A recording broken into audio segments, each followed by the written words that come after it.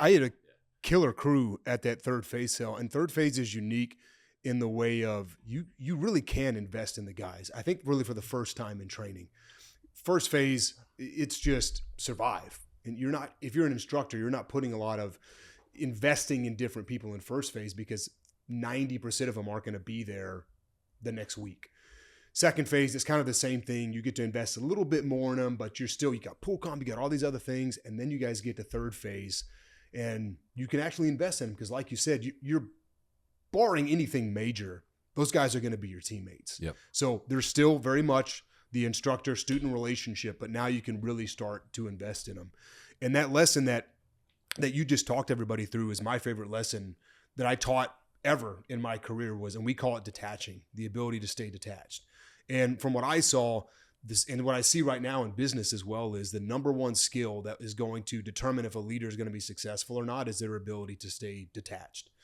Detached from not just necessarily the day-to-day mechanisms of the company, because like y'all said, there's times when you have to get down and in, but detached from emotional-based decisions, detached from your biases, detached from your ego. The more that you can stay detached as a leader, the better it's going to suit you. And to get to pass those lessons on in the teams in third phase to young studs like yourself quickly, right at the beginning of their career is one of my favorite things. And, to take people back to that time and place, I want to talk through a couple different things. So unless I'm wrong and I'm remembering things differently, which I don't think I am, we didn't put you guys in two separate scenarios for those ambushes because we would only teach the IADs on one range. We only could use one range for IADs. Yep.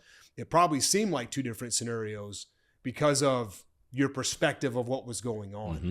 Now, when we took that gun away from you and you made the call, had you ever made any type of like tactical call before in your life? Never. Yeah. But how did it work out?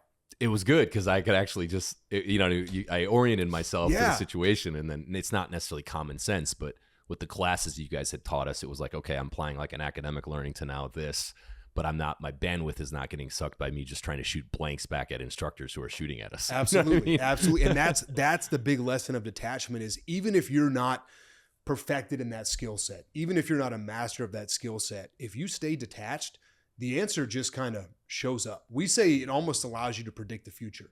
If you can stay detached, whether it's in business or your personal life, when you can have that detached perspective, you can almost genuinely see things that are about to unfold and make the right call to stop them from happening. So if you're detached in business, you can see trends before other people see it. You can see mistakes that maybe you're going to walk into and cut it off ahead of time. But it all stems from that ability to just stay detached. Yeah, and I think what it does, I saw this in the platoon, is as you delegate that down, the leaders below you become so much more proficient. So, let's say now we're doing IADs at land warfare in a SEAL platoon at Chaffee. We had two squads. Mm-hmm. We would get contacted. The two squad leaders were immediately knowing, all right, one's base, two's flanking. You know what I mean? And it literally came out within 10 seconds on the radio, and our platoon chief could just kind of watch it happen. And then, okay, maybe when you start getting a secondary contact, then maybe he intervenes a little bit and like guides what we're doing. But that immediate contact, because it had been delegated down, those guys then, possessed the, developed the ability to make those fast calls. And it became crystal clear for everyone, down to the fire team level, shooter level, that like, okay, okay, cool. Twos are online, ones are flanking up that hill, and then we're going to, salt through the, you know what I mean? Like it was like everyone knew immediately what was happening the more we repped it.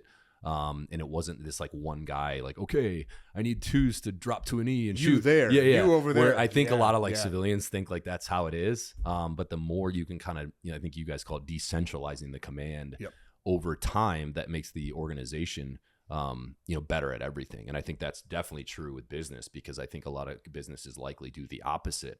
And maybe in the short term, it works, but eventually there's going to be so much task delegation that needs to happen. It's not sustainable. You know what I mean? And that ability to decentralize and to empower people on the team to take action is what is going to determine ultimately your success, whether it's in, warfare or in business, because one person can't make all the decisions.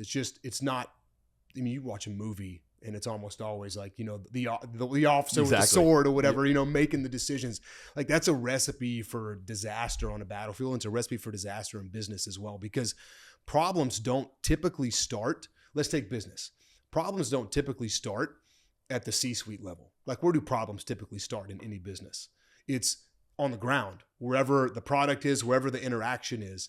So if your people on the ground are not trained to take action and move swiftly and make decisions, then you're losing all this opportunity. You're going to get outpaced. And it's the same thing in the military. If guys have to wait for the officer or the platoon chief to make the call, 3/4 of your platoon is going to get wiped out before the first call even gets made. And later in my career, when I was running the wartime training for the West Coast SEAL teams, and I was putting the platoons through training, I would have a test that I would do some point in time in the training cycle for the platoon. And the test was, I was trying to see if the platoon was doing a good job of being decentralized. And the test was, I would just kill the leader in not in real life, but in the down man exercise. right in the Put him a beginning. down man at the beginning and just watch what happened.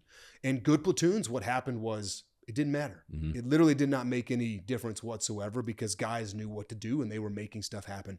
Some of the times they didn't even realize their leader was down until like 3/4 of the run was done or the training was done. Yeah. I'm like, oh shoot, Chief was dead That's the awesome. whole time. Right? That's the awesome. Was dead. The opposite scenario was everything would just grind to a halt. No one would be comfortable making any decisions. And then you know what would happen.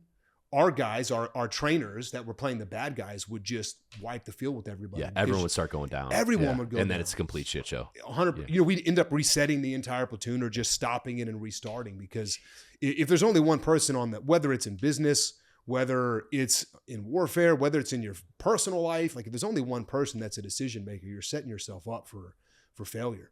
Yeah, and I think that's a great example, because I think that likely falls on, in that case, the platoon chief and the OIC, because maybe that platoon chief might have been shit hot, and maybe that's why he was making all the calls, so it made the platoon look good.